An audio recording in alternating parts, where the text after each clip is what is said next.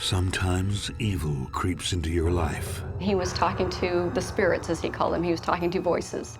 Sometimes it's invited. Dorothea called it a room that was cursed. Disappearances were quite common. And when tenants go missing one by one, sometimes it's death knocking at the door. A cute little Victorian house became nothing more than a house of horrors.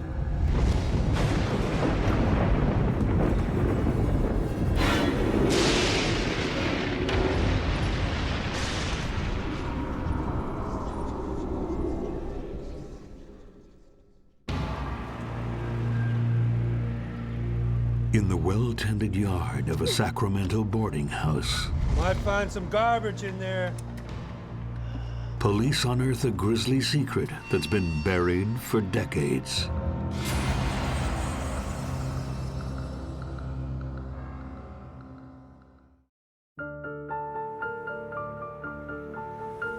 Sacramento might be the state capital of California, but by the mid-'80s, some of the mansions and their residents have seen better days. With one exception. Dorothea Puente's boarding house shines like a beacon of hope for the city's down and out. Oh, good morning, Joan. Oh, thank you, dear. Dorothea cut a very matronly, motherly figure. She was fairly well known within the system as having a nice home, lots of rooms for people, in a nice location, and everything was as neat as a pin. The house was always painted nicely. It looked really good. It had that gingerbread feel, and it was perfect for a boarding house. It was actually pretty deluxe. So in 1988, when a city outreach worker is searching for housing for a new client, Dorothea's boarding house is one of her first choices. So, I understand you have room for another boarder. Yes, in fact, I do, yes. That boarder is Bert Montoya. When he's found on the streets, he's in deep conversation.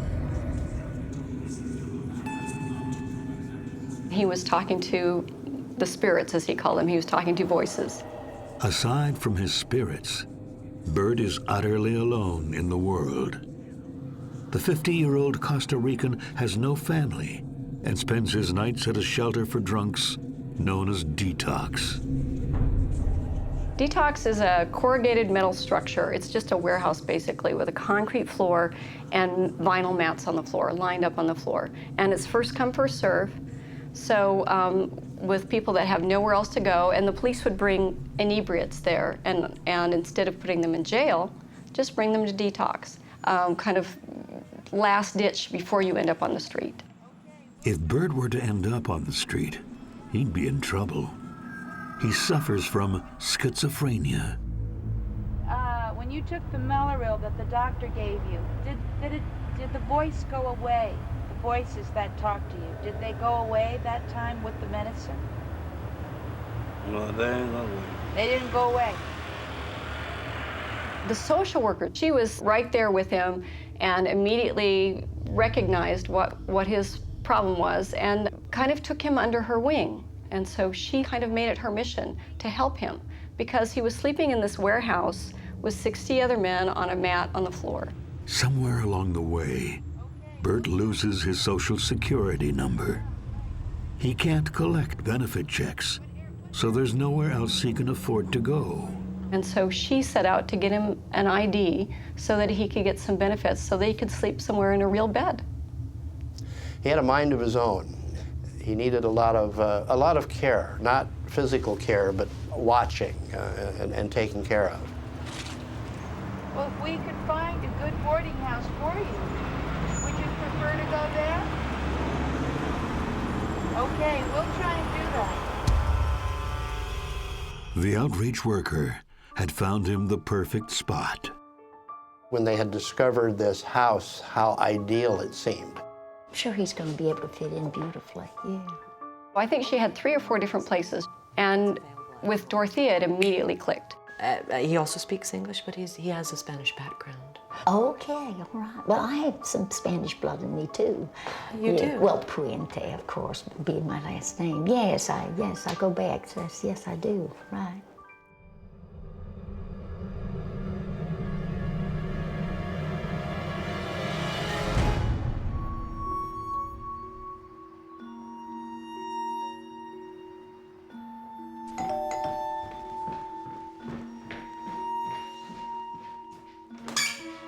Oh, hello, Bert. Come on in. Dorothea welcomes Bert into the house, despite his history of mental illness, perhaps sensing his gentle nature. He was such a kind, lost soul. If he found money on the street, he would turn it in. Once he found $200 at Detox and he handed it into the office. If someone liked his shirt, he'd take his shirt off and give it to them. I mean, he was just a very generous, uncalculating person. Bert was not a drinking man. A lot of the people in the home were. Most of them on some sort of prescription drug that was somewhat impairing. Oh, John, this is Bert. John Macaulay and Dorothea were quite close. In a sense, he was kind of her right-hand person during that period of time. People called him the major domo. John Macaulay was really a character. He was kind of a larger-than-life, bombastic, smart-mouthed guy who was also quite a drunk. Ben, this is Bert. Bert, this is Ben. He lives here too. Ben Fink was Jewish. It was an odd thing because he had a tattoo of a swastika. That was just his way of saying, don't mess with me. Ben Fink's pattern was that when he got his benefit checks, he'd have a bender. He'd drink until the money was gone. And then he'd sober up and wait for the next round of checks. John? This is Bert, John. He's gonna live here too. This is John, Bert. Hi, John. Yeah. John, I like your hat. It's the same. No, this is Bert. Bert. You're Bert. John. I'm John. That's all right. And your hat. John Sharp lived next door, downstairs, next door to Ben Fink. But John Sharp was not a drunk. His vice was poker. He got out of the hospital, had a bad back, and Dorothea bought a special bed for him.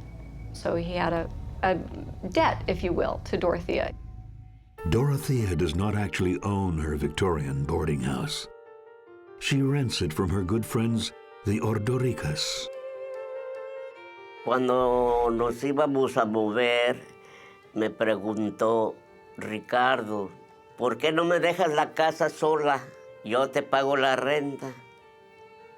Y le dije que sí. My sister and I would go over there and clean the house, clean up after the tenants.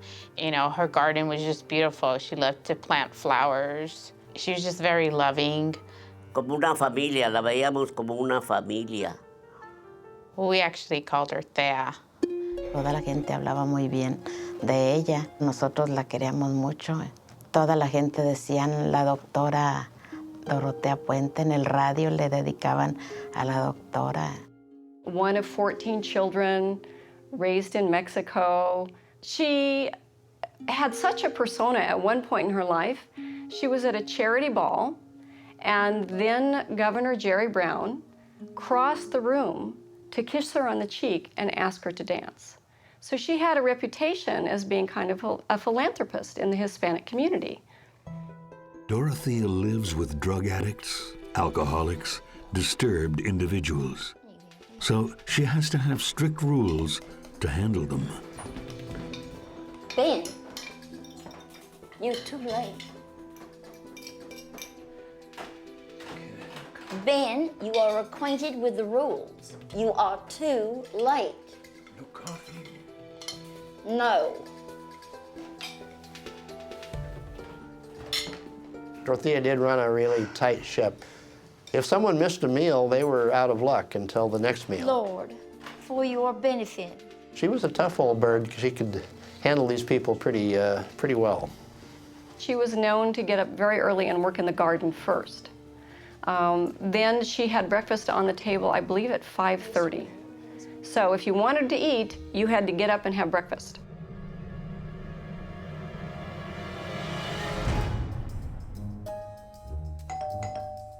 Dorothea doesn't drive. She relies on a local taxi driver who quickly becomes part of the daily routine. Very demanding from the get-go. Number one, be punctual. Number two, do what I tell you. And we'll get along just great. She was generous almost to a fault, you know, especially a woman to woman. I mean, she'd tip very nicely and make sure there was enough time on the meter, you know, to make it worthwhile. She would go to Lumberjack and buy gardening supplies, to get drugs at the pharmacy. On Sundays, go to church. She had this very set routine. Dorothea is always on the lookout for the city's down and out. Hello there. She encourages them to move into her F Street house. So there's the address, just in case you're interested. She'd come and sit next to someone and ask them about their benefit checks and their disability, and she was very sympathetic about their heart problems, and say, well, you know, you could probably get more money if you did this and this, and she was conversant about how to work the system. And then she would invite them to come and move into her boarding house or see how she could help them in some way. I'm sure you like it. Come and see it. She referred to them as throwaway people. She said everybody else has abandoned them, and I've taken them in. And I thought it was a charitable situation that she had created for people that had nowhere else to go. Dorothea had a great reputation in Sacramento. Era una mujer muy inteligente, muy conocida de toda la sociedad de Sacramento, el sheriff de la policía, y el obispo, el gobernador, legisladores. Active in local political circles. Always seemed to have a pile of money. But life at Dorothea Puente's boarding house is not as harmonious as it seems. All I kept hearing about was how messy they were, and she couldn't tolerate uncleanliness. And with Bert's arrival on the scene, things get worse. She was fuming. I mean, that damn son of a, you have no idea what he did.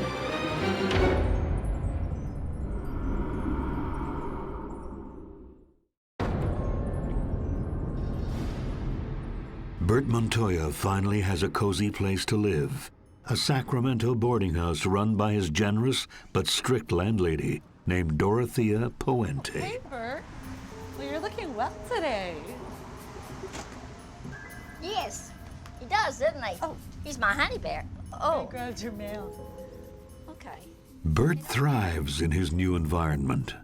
Dorothea did things for Bert that she didn't do for other people. She cleaned him up, she gave him new clothes, and she kind of boasted about, you know, how he called her mama. Everyone was amazed at how well he was doing.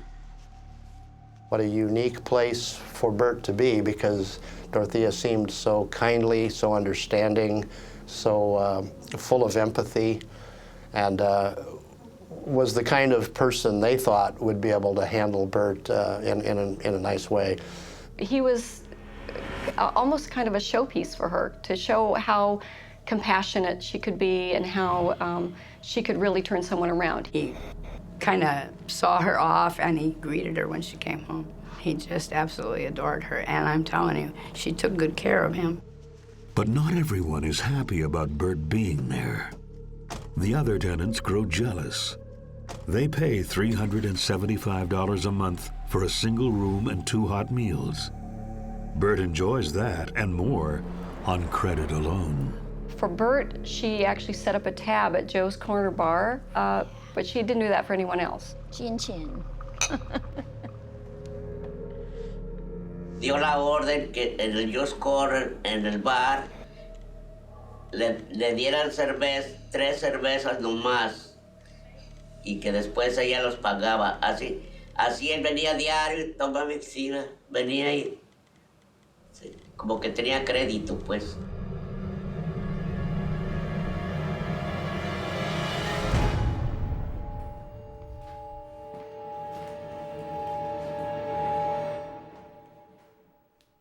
If Bert is Dorothea's pet, Ben Fink is her problem child.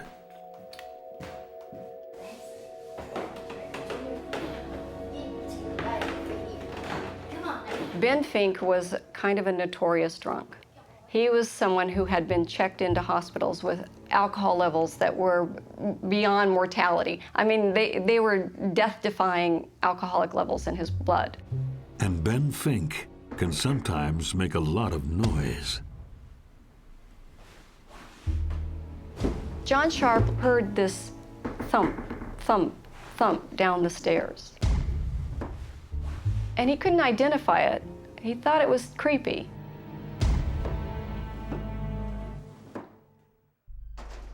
Ben doesn't usually help out in the garden. Another reason Dorothea doesn't like him. Bert, on the other hand, is happy to chip in. That's good. Dorothea had a relatively small yard, both back and front, and it was always meticulously maintained. But the owners of the house are not always pleased with her so-called improvements. Oh, hi there. How are you? Una vez que fui a la casa, encontré un patio de cemento. Yo tenía muchos rosales, me gustan mucho los rosales. Cuando nos movimos yo dejé todas mis plantas ahí y cuando fui que vi que estaba ya diferente, le dije, Tea, ¿qué pasó? Quitó los rosales. Dice, sí, no me gustan los rosales. Le decía yo a mi esposo que por qué le daba tanta autoridad a que le estábamos rentando. Oh, it's good to see you. Good to see you. I'm going to get back my flowers now. You know, first day at work. Dice, oh, para que, ella dice que para que se vea la casa mejor. Le dije, pues a mí no me gusta eso. Yo tenía diferente como ella estaba haciendo. Okay, here you go. Get over there. Get back to work now. Yes, that's quite good. I'm very pleased with that. I mean, she was always busy with her yard. It seemed like every 5 or 6 months, she's going to Lumberjack for the same items over and over again. But it soon becomes evident that Ben Fink isn't just neglecting to help. He's gone. Nobody's surprised he only lasted 3 months under Dorothea's strict rules. A lot of these people were somewhat mentally impaired, so there was a reason, ostensibly, for them just packing up, or not even packing up, but just hitting the road. So disappearances were quite common. If it didn't work out, she might kick them out after 2 weeks. She was mercurial in that way. So mercurial, in fact, that later that summer, 6 months after Bert moves in, he falls out of his mama's favor. He became so drunk on one afternoon that 3 other men from the house had to come and bring him back and practically carry him back. They described him as blowing bubbles. So I'm wondering if maybe he had something else in his system at that point. It's not clear whether Bert's drunk, high, or had a seizure, but it infuriates Dorothea. She does not tolerate this kind of behavior, not with Ben Fink, and not with Bert Montoya. She got in my cab and she told me, that damn son of a bitch, you have no idea what he did. She was fuming. I mean, if smoke could come out her ears, it would have. And I thought, wow. She was very, very protective of Bert. That's when I knew something was wrong.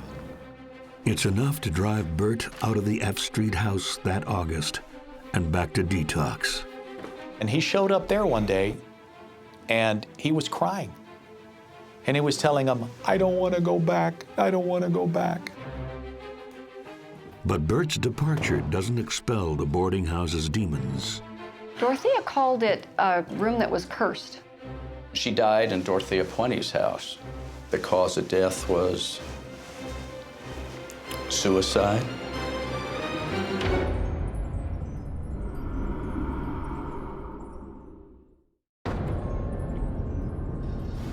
There's something sinister lurking beneath the cozy exterior of Dorothea Puente's boarding house. Around the time that Bert Montoya takes off, tenants notice a terrible smell seeping out of the empty bedroom upstairs. Do you smell something? Why, yes, I do, as a matter of fact. I have noticed it. But let's hope it doesn't come from my pancakes. It's not only the tenants who notice the terrible smell. So do the owners, who often stopped by to visit. Sí olía podrido. Olía podrido ahí. To be honest, I just thought it was maybe the tenants. Because some tenants, they wouldn't bathe. I'd stay on a daily basis. Dorothea tried to say that it wasn't her house that was smelling. She said that she thought it was the neighbors, that it was the sewer backed up. She complained, oh, it's really bad.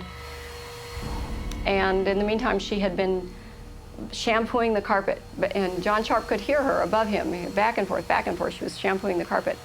Dorothea called it a room that was cursed. In fact, a few years before, one of her tenants died in that very room. Well, Ruth Monroe lived with Dorothea Puente many years before this all occurred. She died in Dorothea Puente's house. The cause of death was suicide. The next door neighbor was really angry about this smell. He said that they'd turn on the air conditioner and it would suck the smell inside, and they had to go outside to get away from it. The Department of Health was summoned. They came and did a tour of the house, had her sign something that there was nothing wrong. After just a few nights in detox, Bert's brought back to the F Street house. Bert, make yourself useful. Take that carpet in the back. They felt that he'd gotten a nice place to stay, someone to take care of him, someone to watch over him. Bert asked him to drop him off a couple of blocks away from the house so that Dorothea wouldn't know that he had left, so she wouldn't be mad. But she is mad.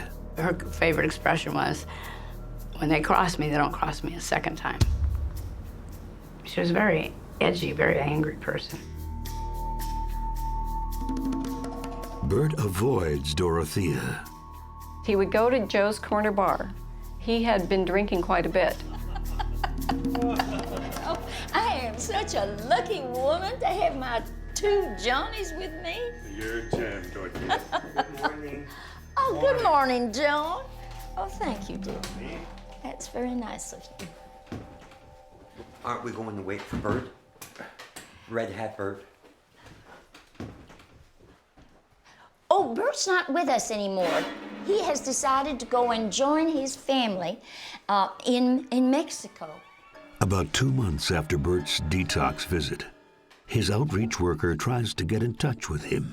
She had gone over to the boarding house and contacted Dorothea, and Dorothea had told her that Bert left with relatives. Dorothea, with Bert, had this elaborate story that she'd taken him to Mexico, and her family liked him so much that they kept him down there. And Dorothea said, oh, don't worry, he calls me every week. And so she said, well, when's he going to be back? And she started pushing, well, when am I going to see him? Well, I think she knew Bert. I think she had been with him long enough as his social worker that she knew that he wouldn't have just picked up and left like that. So she contacted police. Detective John Cabrera is given the job of investigating Bert's disappearance. Miss Fuente. Yes. Detective John Cabrera. We spoke on the phone a little bit That's earlier. right, we did. Yes. How'd you do? I'm doing very good, and yourself? I'm fine. Hello. The detectives came over to Dorothea's house with kind of an apologetic air. They didn't have a warrant. Is there a place we could go and talk? Oh, certainly. Yes? Certainly. Would you like to come through to my dining room? Oh, thank you. Everything that I needed to do, I needed her permission, which required us to get her permission to search, and it required us to get her permission to even enter into her residence, in which she did invite us in. She was very receptive to us being there. She realized what we were there for, you know, about Bert. It's a very nice house you've got here. Do you mind if I just take a quick look around? Not at all. You go right ahead. Thank you. Okay. I'll be with you guys in a second. She was very polite. She was as calm and cool as a cucumber.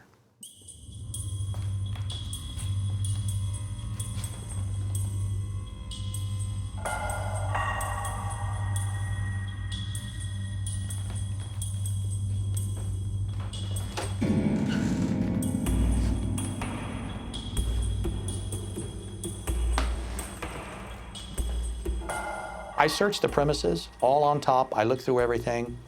I didn't find anything. Of course, I was looking for Bert, and Bert was a man of 6 feet tall, 250 pounds. In the bedroom, I came across a pill vial, and it had a name on it, and it wasn't Dorothea Puente. So I searched through everything, and after I finished searching, a brief search, I came out and I thanked her for letting me search. And then I said I had one other request. Oh, and we need to check out the garden. We'll be digging around a little bit. We'll be careful. You don't mind, do you? Oh, well, no, of course not. She really was very helpful. Detective Cabrera isn't just grasping at straws. He's acting on a tip from the outreach worker. One of the things that she did mention to me was the fact that we should be taking some shovels. And I asked her why. She said, well, she'd driven by on other occasions, and there were mounds of dirt that she saw. And she said it looked like somewhat of a burial ground, but when we got to the residence, you know, we didn't see anything like that. But we took the shovels.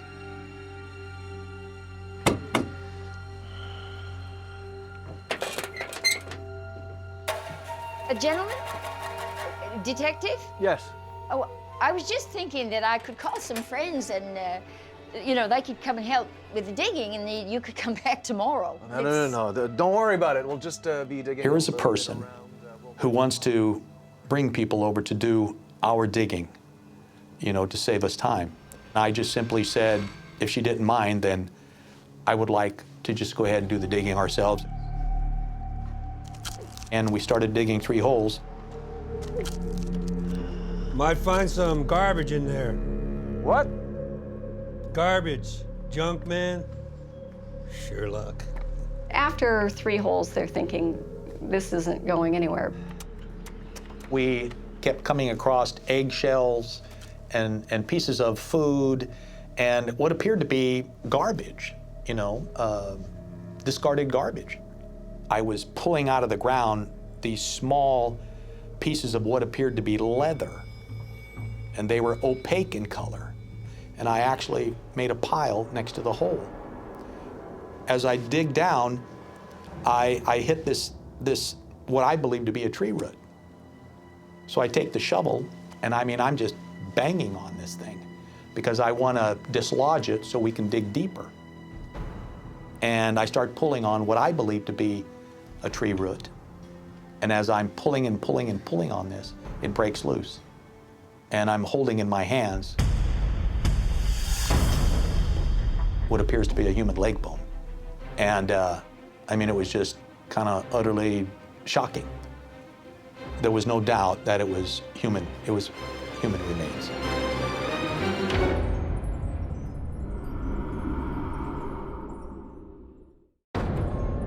Bert Montoya has been missing for more than 2 months.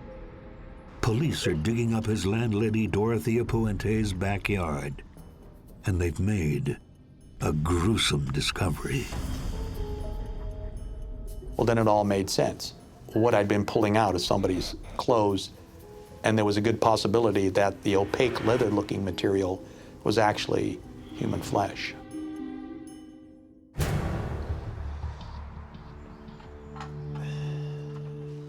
Miss Puente, would you know anything about this? She was in shock that I found this. And I asked her about it, and she had no clue, no information, how that ever was there. What was obvious to me is that this wasn't Bert. You know, Bert was only gone for 3 months. And obviously, these were bones of someone that had been here, you know, for some time.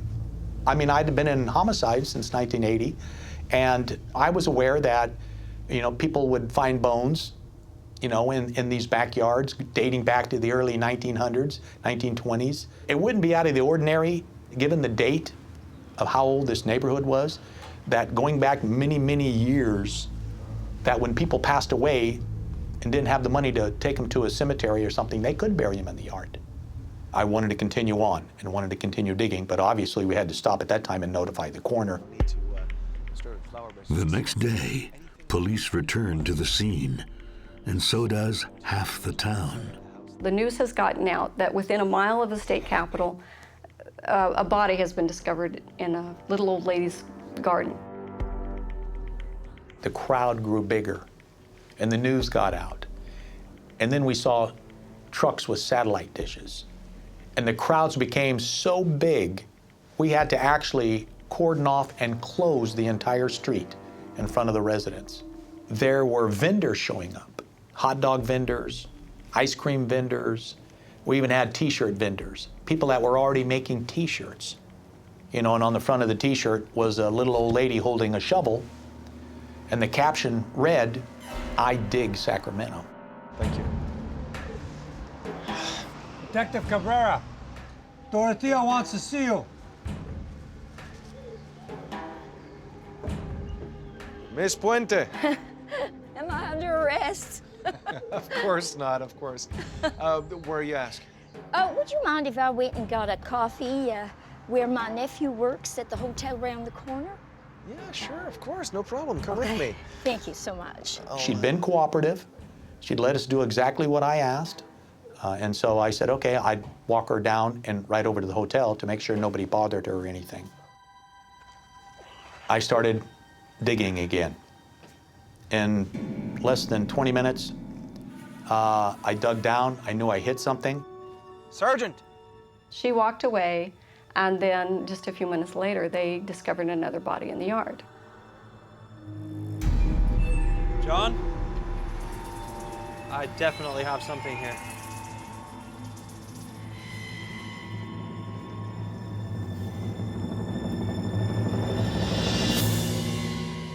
My lieutenant came running over, and the first thing he asked me was, where was Dorothea? You know, I just thought, oh no.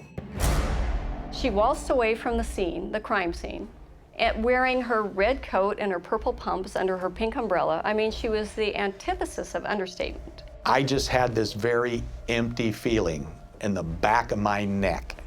The joke was on me. She called a taxi. She paid him $60 to drive her to Stockton, which is south of Sacramento, down the interstate. There she caught a bus and she went to LA. All along, her plan was to flee. In quick succession, the cops find 3 more bodies. It was like every time we'd take something down, like the wooden patio or the shed, we were finding bodies. By this time, Dorothea Puente is long gone. In the yard, remains of tenant after tenant are unearthed. Ben Fink is identified by his swastika tattoo. Dorothy Miller, an alcoholic with long-term mental problems. Betty Palmer, but police never find her feet, hands, and head. I searched everywhere, every possible, even under the house. I crawled under the house and looked in the crawl space area. To this day, we haven't found them, and we have no idea where they could be or what even happened to them. Aside from the headless Betty Palmer, police also discover the bodies of Vera Martin, James Gallup, and Leona Carpenter. In Leona's case, she may have been buried alive. What it looked like to me is that she was put in the ground shallow, and that it appears that the legs, the victim possibly kicked her legs up, and in doing so, compacted the dirt up around her legs, forming like a little bridge. The cops take another look inside. The only thing that was odd to me was the carpet. One thing I'll never forget is when I pulled that carpet back, the most grotesque odor came out.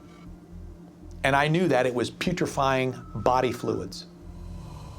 The fact is, there were people that were living there. And so it was always based on opportunity. When was the best opportunity to put the body into the ground? So these bodies would have to lie there. until a period or a time when she could get him into the ground. I was in those graves. There was no odor. There was no smell. But in the death room, the carpet, the body fluid, that would knock you over. Things started to fall in place. Now, with the finding of the bodies, the rooms, the fluids became nothing more than a house of horrors. And their main suspect is still on the run and ready to strike again. Like a duck to water, she found the bar, then she found the guy. They had several drinks together, and he found her charming. To life.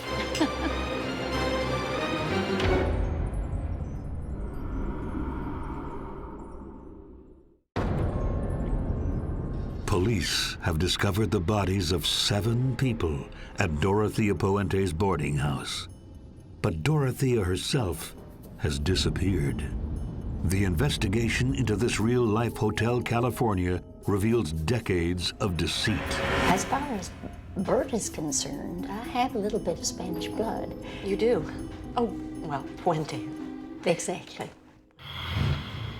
Dorothea Puente is born Dorothea Helen Gray in Redlands, California. Dorothea was not Hispanic at all, but she was able to present whatever persona she wanted to. She was really only 59, but she pretended she was older. She told people she was 70, and with her white hair and without her teeth, she could look 70. Dorothea was such a chameleon. A chameleon who serves her first jail term in the 1940s for forgery, and in 1978 is again convicted for forging stolen checks. Then in 1982, a woman named Ruth Monroe dies after moving into Dorothea's boarding house. At the time, it was deemed a suicide. Now, the authorities allege it's Dorothea's first murder. This was an older woman. There's no reason to believe it's a murder. So they take her body to the morgue. The autopsy was done. It wasn't a heart attack. So then you have 2 choices. It's either suicide or murder. But there's no crime scene. And I think that Dorothea learned that you can get away with murder if there's no crime scene, if there's no link to you actually murdering that person. Also in 1982, Dorothea is convicted for drugging and robbing elderly men. So I was thinking that if you were interested... She had 3 years in prison to think about that. That Ruth Monroe didn't send her to prison. The people that she drugged and robbed and left living sent her to prison. So what's her solution? To kill them and get rid of the body. When released and on parole in 1985, Dorothea meets up with an Oregon man, Everson Gilmouth. You know, he just disappeared and subsequently was found along the Sacramento River in a homemade coffin. And it wouldn't be until all of this came up in 1988 that we were able to even put him at the residence. She disposes of Everson Gilmouth, but leaving a body by the side of the river isn't very safe. The next person she killed, I believe, was Betty Palmer. That's the woman that had no head, hands, or feet. At that point, I think she decided she needed to disguise the body. So I think that you can see a progression in Dorothea's skill as a murderer. On November 14th, 1988, police identify Bert Montoya as one of the 7 bodies in Dorothea's yard.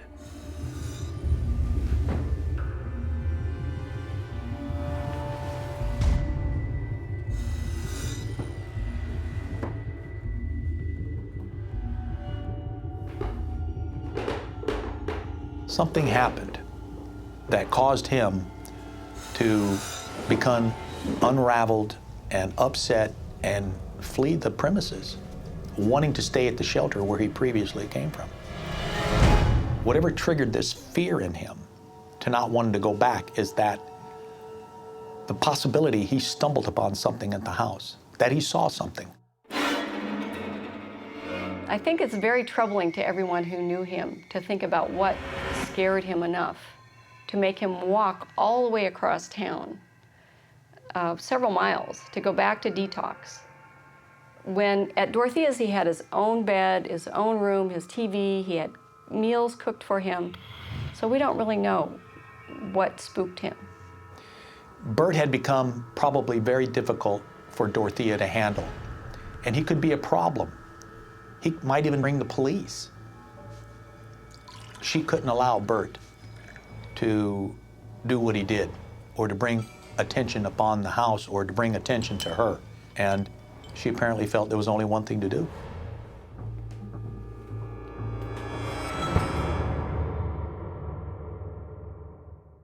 As the cops continue to dig up her past, Dorothea herself is on the run, but old habits die hard. Like a duck to water, she found the bar, then she found the guy. It appears to be a scotch. I'll have what this gentleman's having, please. Charles Wilgus was this man's name, and he found her charming. They had their conversation about Social Security money and how she could probably find him more, you know, because she knew all the rules. They had several drinks together, and she suggested that maybe they could have Thanksgiving together, and so they had a date.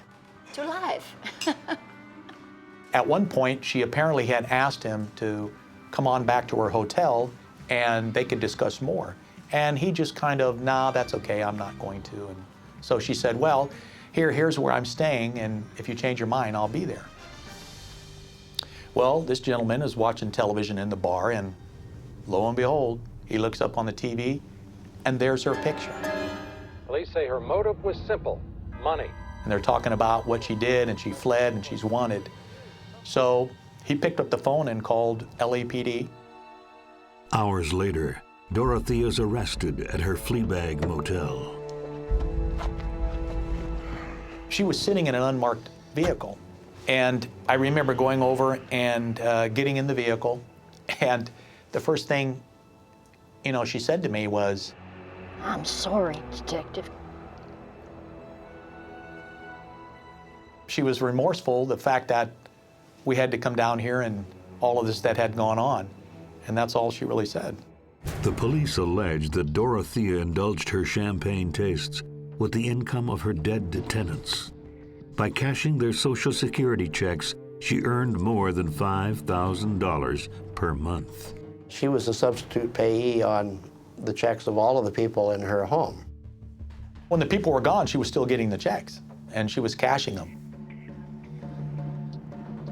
She had a very nice arrangement, yeah.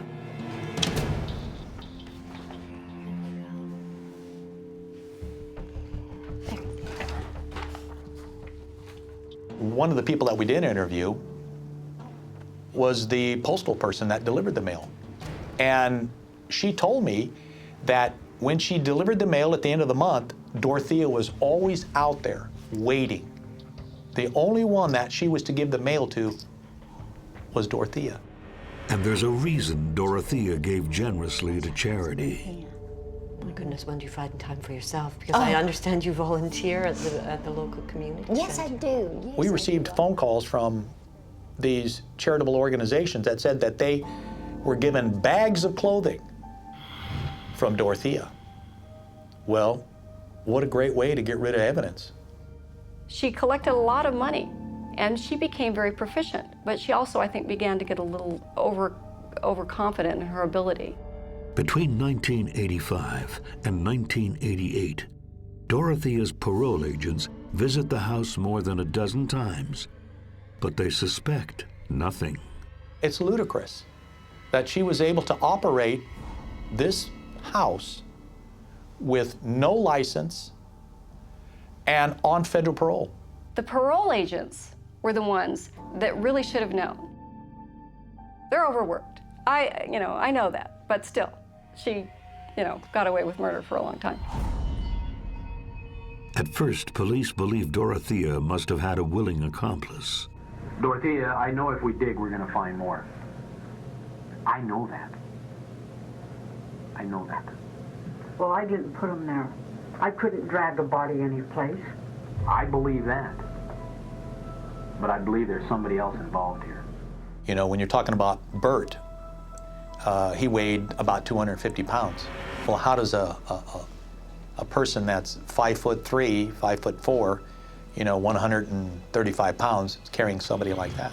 One of the boarding house residents, John McCauley, is arrested, but not formally charged. I think he was in custody maybe for a matter of hours. There was no doubt in my mind. He had some idea of where she was going or what her plan was.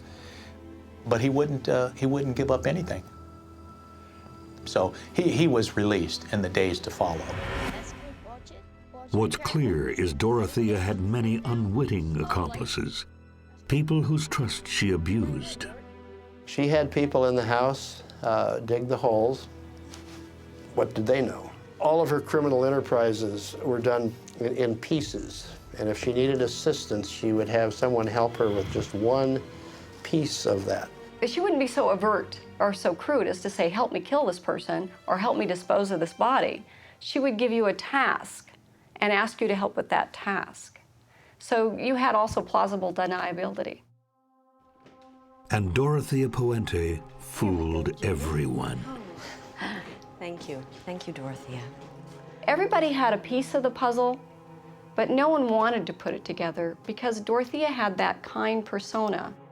Hizo muchas cosas buenas a la comunidad, económicamente, con comida, con tenerlas en su casa y dando dinero para obras de caridad. She did things like that to concrete her in as this good person in the community that would rise above any suspicion. Not everybody that ever lived in Dorothea Puente's house died. I mean, it wasn't like that. So she did have a good reputation. I think that if Dorothea had been bad-smelling, bearded, and tattooed, they would have been more stringent about her parole.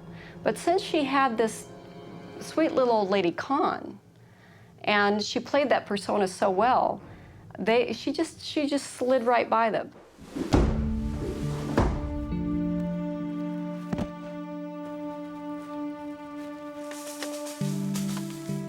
These are people that were coined the shadow people by the district attorney who prosecuted the case.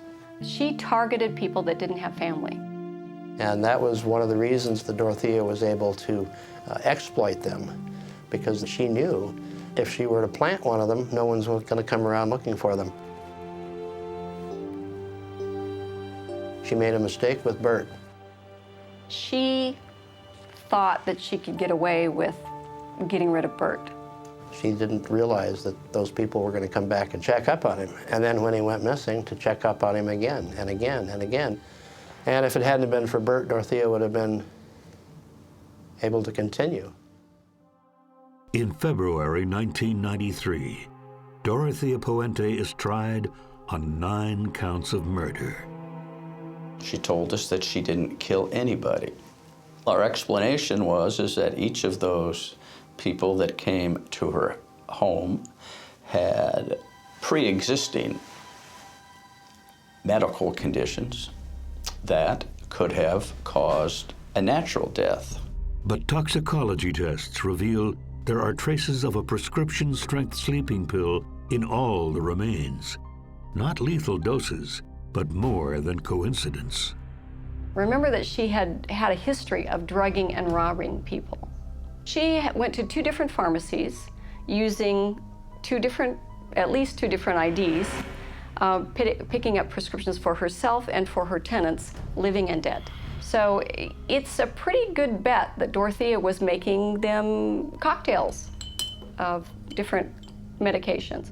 In December 1993, Dorothea is found guilty on 3 counts of murder. Now, why 3 and not 9?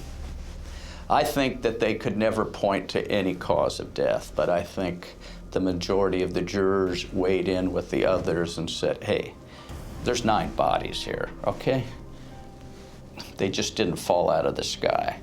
And I think the strongest evidence the prosecution had was the fact that there were 7 people buried in her yard. Dorothea is sentenced to life in Chowchilla State Prison, where she dies in 2011. The Ordoricas will always remember her. I'm glad, I was able to visit her and, her last days I was there. She was a grandmother that I never had. Bert Montoya finally gets a proper burial. Little Bert, that was the one that broke my heart because she was mama to him. She treated him like her child. He was a sweetheart.